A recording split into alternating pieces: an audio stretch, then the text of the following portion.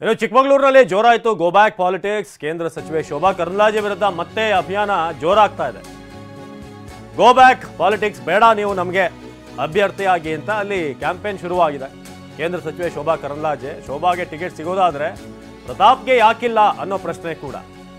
BSY ಅವರೇ, ಕಾರ್ಯಕರ್ತರಿಗಿಂತ ನಿಮಗೆ ಶೋಭಾನೇ ಮುಖ್ಯ ಆದ್ರ ಅಂತ ಈಗ ಬಿಜೆಪಿ ಕಾರ್ಯಕರ್ತರೇ ಪ್ರಶ್ನೆ ಮಾಡ್ತಿದ್ದಾರೆ.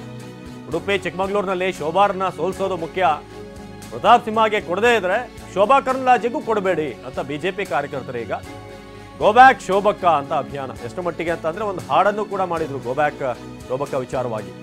ಸರಣಿ ಪೋಸ್ಟ್ ಅನ್ನು ಮಾಡಿ ಬಿಜೆಪಿ ಕಾರ್ಯಕರ್ತರು ಈಗ ನೀವು ನೋಡಬಹುದು. ಬಿಜೆಪಿ ಕಾರ್ಯಕರ್ತರಿಗಿಂತ ನಿಮಗೆ ಷಡ್ಯಂತ್ರ ಮುಖ್ಯ ಆದರೆ ನಮ್ಮ ಶಕ್ತಿ ಶೋಭಾ ಕರಂದ್ಲಾಜೆ ಅವ್ರನ್ನ ಸೋಲ್ಸೋದು ಅಂತ ಹೇಳ್ತಿದ್ದಾರೆ. ಪ್ರತಾಪ್ ಸಿಂಹ ಅವರಿಗೆ ಮೈಸೂರಿನಿಂದ ಟಿಕೆಟ್ ಸಿಗೋದಿಲ್ಲ ಅಂತ ಹೇಳ್ತಿದ್ದಾರೆ.